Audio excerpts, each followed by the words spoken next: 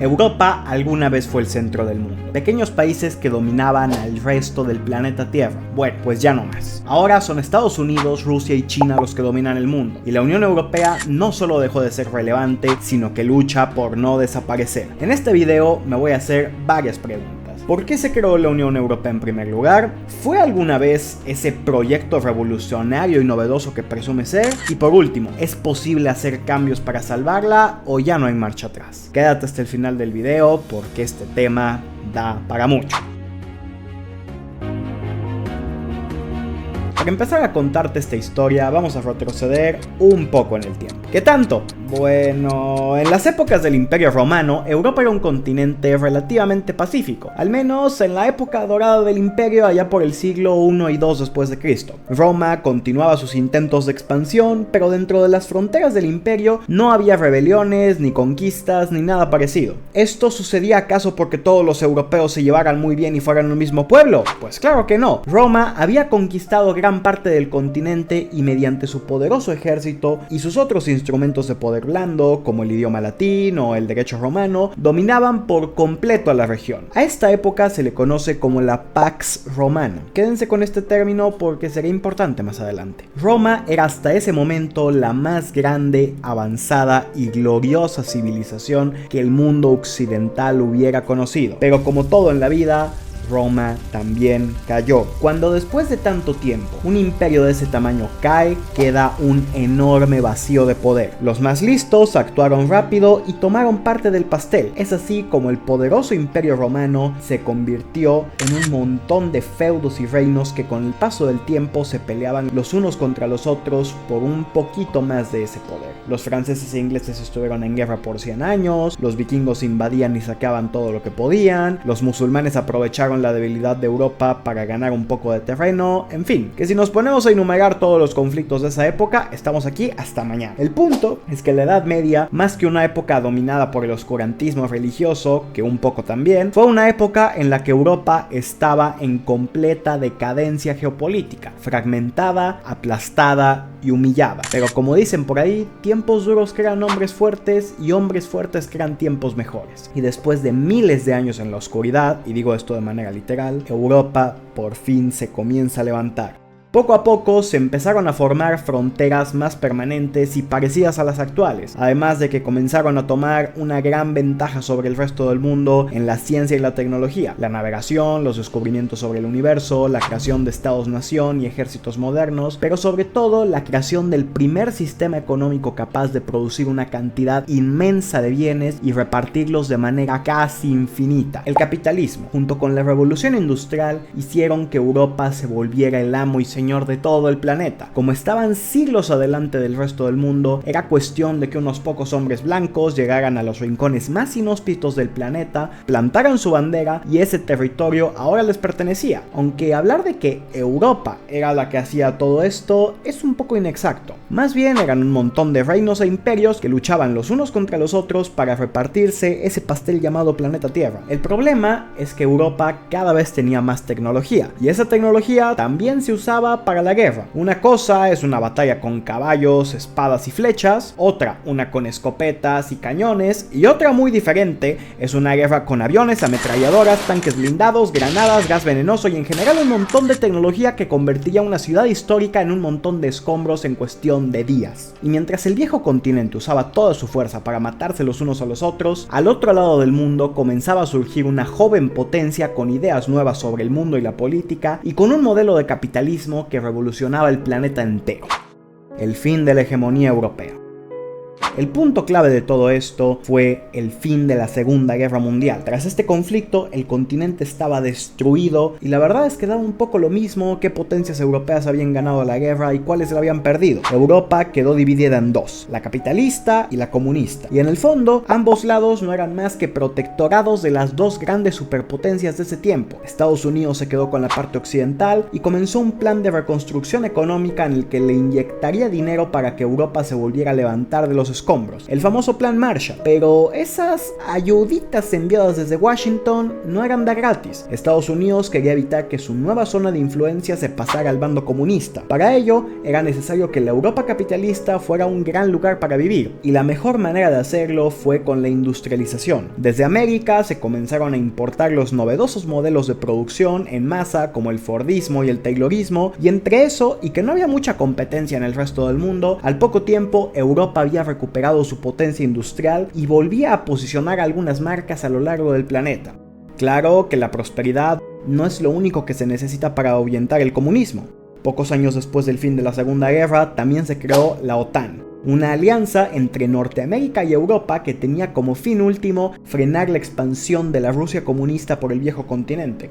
Y llenar toda Europa de bases militares estadounidenses. Y por último, bajo el lema de donde entra el comercio no entran las balas, una enorme farsa del neoliberalismo por cierto, se comenzaron a crear las primeras organizaciones de cooperación económica entre países europeos. Primero, una organización que aglutinaba la producción de carbón y acero, luego otra para la energía nuclear y por último, una comunidad económica europea que era básicamente un tratado de libre comercio. Y a ver, recapitulemos un poco porque quizá alguno ya se perdió. Durante literalmente miles de años, los europeos estuvieron disputando guerras y matándose los unos a los otros. Ahora, no solo habían dejado las guerras, sino que cooperaban los unos con los otros para desarrollarse. Tenían valores compartidos como la libertad, la democracia y la economía de mercado, e incluso cada vez más comenzaba a crearse una cultura común con el idioma inglés como eje central de todo esto. ¿Se acuerdan del concepto que les mencioné hace rato, la Pax Romana? Bueno, ahora tenemos la Pax Americana. Británicos, alemanes, franceses, italianos, países que llevaban luchando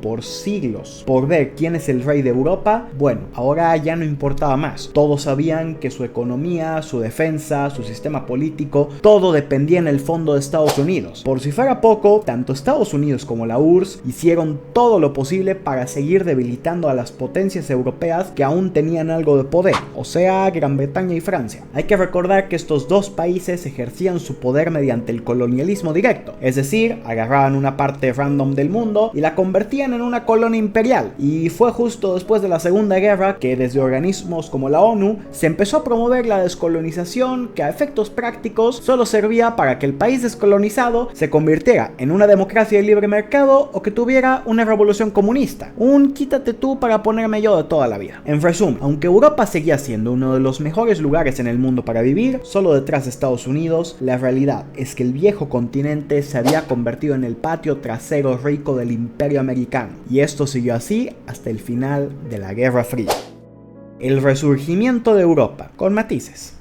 Cuando cayó el muro de Berlín y la Unión Soviética terminó partida en pedacitos, se dio el escenario justo para que el proyecto común europeo terminara de consolidarse, y durante unos años Europa vivió una edad dorada. Como habían sido pioneros en la cuarta revolución industrial de la posguerra, Europa se había posicionado como una superpotencia mundial, y en un mundo en el que el proyecto democrático capitalista se había quedado sin oposición, Europa, aunque nunca dejó de depender política, militar y económicamente de Washington, se colocaba como un agente de segundo orden en la geopolítica, y de vez en cuando podían tomar decisiones como un bloque autónomo. Varios países europeos estuvieron en contra de la invasión de Irak, algunos otros también se opusieron a la participación de la OTAN en la guerra de los Balcanes, y países como Alemania iban mejorando cada vez más sus relaciones con Rusia. Y es que cuando cayó la URSS, Estados Unidos dejó de mirar tanto hacia el Atlántico Norte y se comenzó a centrar más en erradicar a los grupos más radicales que se estaban expandiendo por el Medio Oriente y zonas rezagadas del mundo. Esto le dio a Europa cierta autonomía por un tiempo, autonomía que pudieron aprovechar para recuperar su soberanía y convertirse en un bloque geopolítico que tuviera un peso propio en la política global, pero no lo hicieron. En mi opinión, desde la creación de la Unión Europea se ha enfrentado a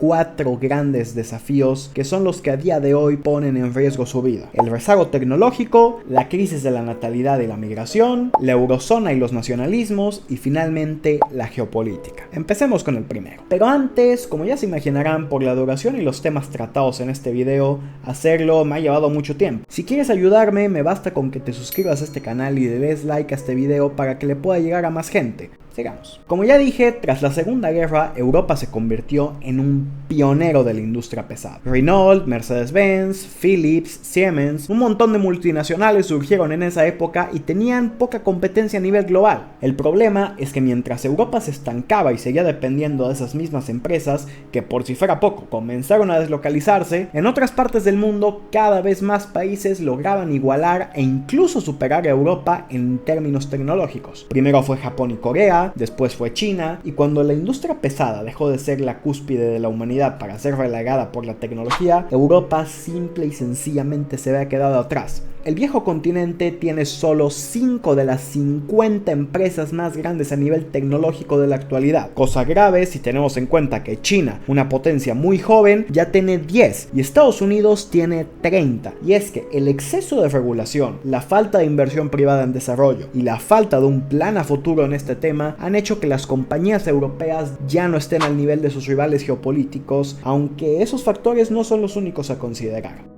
Es bien sabido que Europa es un continente envejecido, poca gente quiere tener hijos y el aumento de la esperanza de vida hace que la gran mayoría de sus habitantes estén retirados o les falte poco para ello. Y una de las claves del modelo económico de Europa es el estado de bienestar. Para los europeos, las pensiones públicas son un derecho tan elemental como el derecho a la vida o el acceso al agua potable. Pero ¿qué pasa si tienes al 50% de tu población cobrando pensiones y solo hay un 30 o 40% que se encarga de trabajar y de donar su ingreso al Estado para mantener a los pensionados? Bueno, el sistema se vuelve insostenible. O subes los impuestos, o aumentas la edad de jubilación, o consigues trabajadores jóvenes de alguna manera. Y sí, toca hablar de la inmigración. Es curioso porque seguramente si hace 15 años planteamos este problema y ofrecemos la migración como una solución, estoy seguro de que buena parte de los que ven este video me dirían que no les importa, que tienen 12 años y están jugando Halo Reach, pero los que me llevan unos añitos coincidirían en que la migración sonaba como una solución razonable. Conseguías gente joven, promovías la diversidad cultural y le ayudabas a esa gente a mejorar su vida en la moderna y progresista Europa. ¿Qué podía salir mal? Bueno.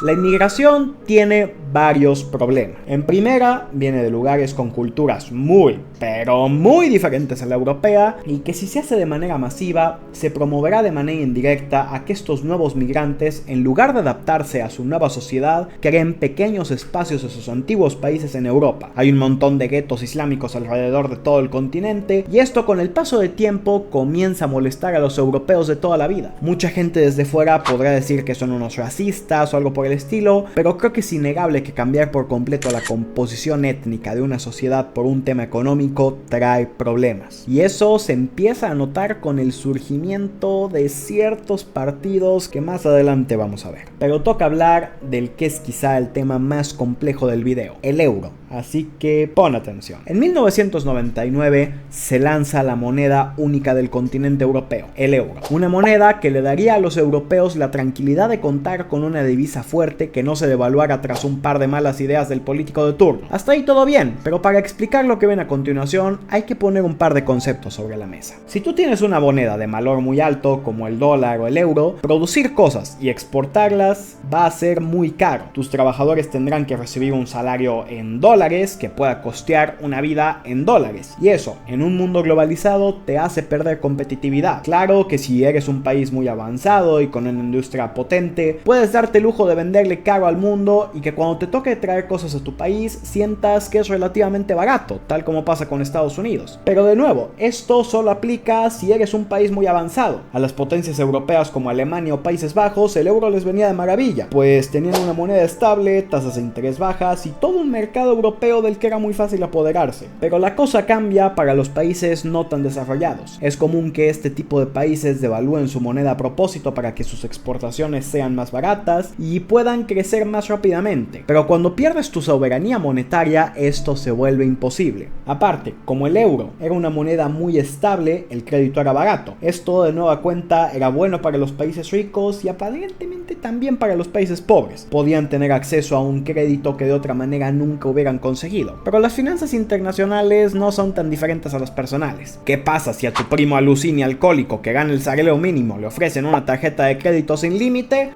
Bueno, pues a los 2 meses le andan embargando la casa porque le debe 500,000 pesos a un antro de mala muerte. Pues lo mismo le pasó a Grecia. Durante años los helénicos tenían un déficit fiscal que asustaba hasta los mismísimos Kirchner en Argentina. Y aunque al principio a nadie le importaba, total, Alemania pagaba la fiesta, cuando estalló la crisis de 2008, Grecia se declaró en default. Y los bancos internacionales solo accedieron a rescatarla si aplicaba serias medidas de austeridad económica. Y como ya hemos explicado en el punto pasado, en Europa el estado de bienestar es como un derecho humano, así que provocó enormes protestas y cambios políticos en Grecia. Todo a la vez que su economía y desempleo se desplomaban en más del 25% porque el gobierno griego no tenía la manera de resolver estos problemas como lo haría cualquier país soberano. Al finalizar esta crisis, los griegos y en general todos los europeos del sur sentían que el sistema europeísta los perjudicaba y los metía en una trampa financiera. Pero los países del norte sentían que tenían que mantener a sus hermanitos idiotas que no eran capaces de bajarle ni 2 pinches rayitas al déficit. Independientemente de quién tuviera razón, el problema de fondo está en que Europa se había convertido en una unión económica, pero no en una unión política. Lo podemos comparar con Estados Unidos, donde si bien hay estados más ricos que otros, una persona en Wyoming no siente que el californiano se aprovecha de él, y el propio gobierno federal reparte presupuesto del estado de manera equitativa para cosas como infraestructura o salud pública. Bueno, eso último no. La cosa es que en la Unión Americana también existe una unión política que impide que esos contrastes sean tan marcados. Aparte, Estados Unidos es un país que ha construido una identidad conjunta, ya sea un californiano, un tejano, un neoyorquino, todos ellos siempre se presentan como ciudadanos americanos ante el mundo. Si una persona que vive en Madrid, otra que vive en Berlín y otra que vive en Milán se encuentran en otra parte del mundo, ninguno va a pensar que está hablando con sus compatriotas europeos. Son 3 personas de 3 países diferentes, y esto se ve reflejado a la hora de hacer política en Europa. Cada uno defiende sus propios intereses y cada uno se rasca con sus propias uñas, o bueno, casi siempre. La cruzada por la autodestrucción. El último, y quizá el problema más grande de la Unión Europea, es también el más polémico, y es su política exterior. Como ya dije, desde la Segunda Guerra Mundial, Europa desarrolló una relación de dependencia con los Estados Unidos, sobre todo en el tema militar. Los Estados Unidos construían un montón de bases militares e invertían un montón de dinero para proteger a los europeos. ¿De qué los protegían? Bueno, pues de la amenaza comunista. Y ok, el comunismo soviético es algo indeseable para las élites políticas europeas, y vamos a suponer que también para los ciudadanos. Pero en 1991 la Unión Soviética cayó, el modelo comunista desapareció y Rusia se comenzó a integrar al sistema económico capitalista. ¿Esto significó la desaparición de la OTAN? Pues claramente no. Nadie sabía exactamente cuál era la amenaza que tenía que combatir la Alianza del Atlántico Norte, pero ahí estaba, chupando dinero de los ciudadanos. Y claro que si no tienes un enemigo, pues tienes que crearte uno. A pesar de que la Rusia moderna era un país amigable con Europa, que se dedicaba a venderles recursos naturales necesarios para la industria del viejo continente, y que incluso alguna vez intentó unirse a la OTAN para combatir contra sabe Dios quién, desde Washington y Bruselas nunca dejaron de verlos como un enemigo y comenzaron a adentrarse en el único lugar que Rusia pedía que no se metiera, la antigua Unión Soviética. Que la guerra de Ucrania fue provocada directamente por la OTAN como un intento de aislar a Rusia del sistema económico global es bien sabido. Hasta el propio Donald Trump ha admitido esto. Y Europa, a pesar de que, como ya dije, había construido una gran relación comercial con Rusia, decidieron actuar en contra de sus propios intereses y romper relaciones con el país más grande del mundo. ¿Los motivos? Bueno, quizá una humanitaria solidaridad con el pueblo de Ucrania, aunque si de humanismo se tratara ya podrían empezar a voltear a ver lo que pasa en Gaza. Otro posible motivo es la creencia de que la invasión de Ucrania es tan solo el primer paso de un malvado plan de Putin para conquistar toda Europa, y que dejarlo tomar Kiev sería como cuando Chamberlain permitió a Hitler hacerse con los Sudetes antes de la Segunda Guerra Mundial. Pero a ver, ¿esto tiene algún tipo de fundamento o es una absurda teoría de la conspiración de la propaganda atlantista? ¿Hace falta que responda? En fin, la realidad es que la guerra de Ucrania se basa en un enorme entramado de corrupción, un chiringuito estatal formado entre los políticos europeos y los dirigentes de la OTAN para de nueva cuenta poder seguir viviendo del dinero del contribuyente, todo mientras 500.000 de personas pierden la vida en el este de Europa.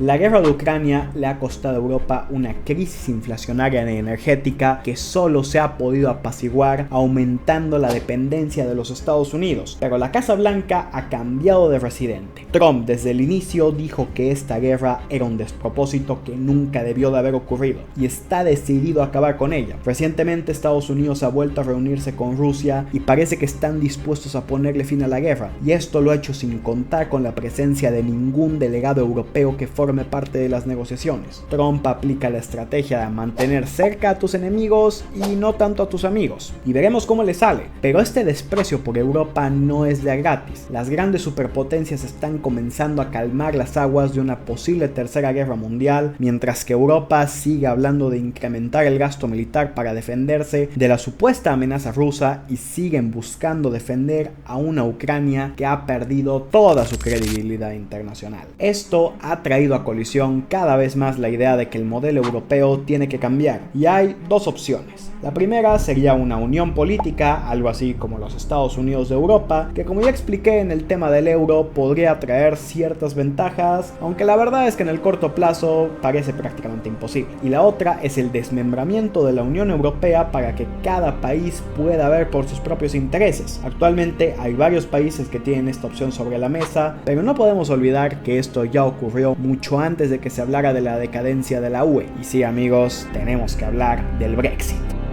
Los planes de huida.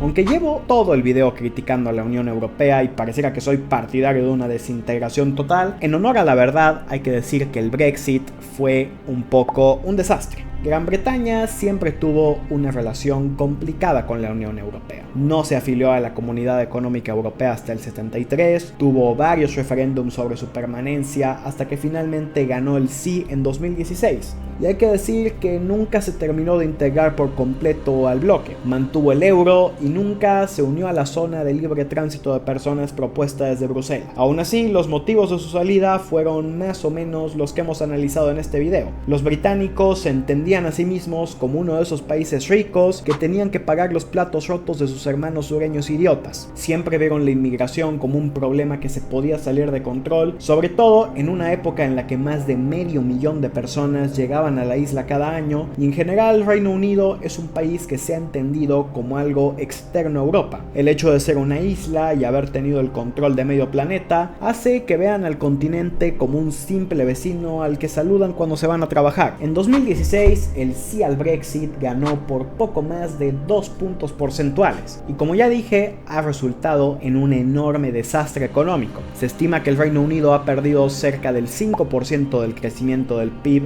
por apartarse del mercado común europeo, que no ha podido sustituir con compradores externos. Y recordemos que, como lo dice el nombre, el Reino Unido son varios reinos que están unidos.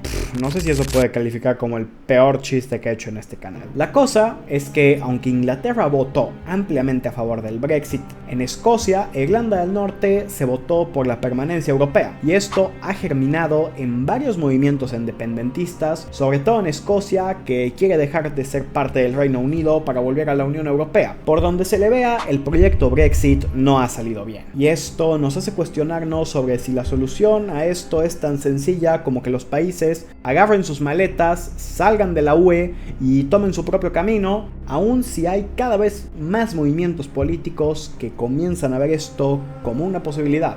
Dicen por ahí que los extremos se tocan, que cuando llevas el pensamiento de izquierda a su punto más radical, termina pareciéndose mucho al pensamiento más radical de la derecha. Y a ver, esto es una afirmación pero muy cuestionable, aunque no es el tema del video, pero la verdad es que sí hay una postura que comparten los partidos de extrema izquierda con los de extrema derecha, y es el euroescepticismo. La cosa es que la izquierda no woke, que busca una soberanía nacional, es un movimiento muy joven en Europa que, aunque creo que tiene futuro, todavía no tiene peso político en el continente. Así que este tema le termina tocando exclusivamente a la extrema derecha. Alternativa por Alemania, Le Pen en Francia, Giorgia Meloni en Italia, Vox en España, Viktor Orbán en Hungría. Todos ellos se han mostrado, por lo menos en cierto grado, escépticos ante las políticas de Bruselas. Aunque, eso sí, unos más que otro. Mientras que Giorgia Meloni critica la islamización de Europa y las políticas económicas relacionadas al euro, se mantiene a favor de la OTAN y la defensa de Ucrania. Y en realidad su idea con la UE es más bien una reforma conservadora en la que se promueva más la soberanía nacional y que favorezca la inmigración cristiana de lugares como Latinoamérica. Por otro lado, Alternativa por Alemania rechaza totalmente el euro y está convencida de que la guerra de Ucrania es responsable de buena parte de los problemas de Alemania. Que razón no le falta, ¿eh? Pero entonces tenemos una tercera opción sobre la mesa. Y que si me preguntan, creo que es lo que terminará sucediendo. Una Europa que siga teniendo libre movimiento de personas y de bienes, pero que deje atrás todas las políticas climáticas, la identidad woke y la inmigración islámica. Pero aquí cabe hacerse una nueva pregunta. Si esto pasa, ¿Europa por fin tendrá un proyecto soberano o tan solo se estaría acomodando a los nuevos dictados que lleguen desde Washington DC? No es casualidad que Elon Musk haya apoyado públicamente a Alternativa por Alemania, ni que Milei esté formando una especie de romance geopolítico con Giorgia Meloni. Parece que la idea conservadora no es solo el presente de Estados Unidos, sino que también es el futuro de Europa. Y ya les digo yo que esta humillación histórica de Trump al viejo continente va a ser un antes y un después en el panorama ideológico europeo. Pero mientras ese panorama no deje de ser una bola de ideas traídas directamente desde los Estados Unidos, no creo que Europa pueda recuperar el rol que alguna vez tuvo en el mundo. Es hora de un descanso. En el siglo XIX, Europa se estaba repartiendo el mundo con escuadra y cartabón, y esto fue el resultado de que por siglos Europa revolucionó una y otra vez la forma en que la humanidad entiende el entorno que los rodea. Nicolás Copérnico, Isaac Newton, Adam Smith, Karl Marx, Sigmund Freud, Albert Einstein. Las grandes mentes de los últimos 500 años eran todas del viejo continente, pero tal y como le pasó al Imperio Romano, todo llega a su final. Hasta los más grandes y poderosos envejecen y tienen que dejarle su lugar a las nuevas generaciones. Primero Estados Unidos tomó el lugar que le correspondía al viejo continente, pero ahora desde Asia e incluso desde Medio Oriente parece que nuevas formas de entender el mundo están llegando para quedarse. Europa necesita más que una nueva ideología política, necesita un nuevo renacimiento si es que quiere volver a ser lo que algún día fue. Y a ver, no me malentiendan, su enorme historia y bagaje cultural seguirán atrayendo montones de turistas y en general su economía seguirá siendo lo suficientemente fuerte como para que sea un buen lugar para vivir, pero cada vez más países se desarrollan a pasos agigantados y creo que vamos a ser una generación que cuando nos toque pisar por primera vez el viejo continente nos llevaremos una gran decepción porque crecimos admirando lo que alguna vez fue y no en lo que se ha convertido. Pero bueno, si llegaste hasta acá es porque te gustó el video, así que hazme un favor, suscríbete a este canal, que eso a mí me ayudaría mucho a seguir haciendo este tipo de videos. Nos vemos.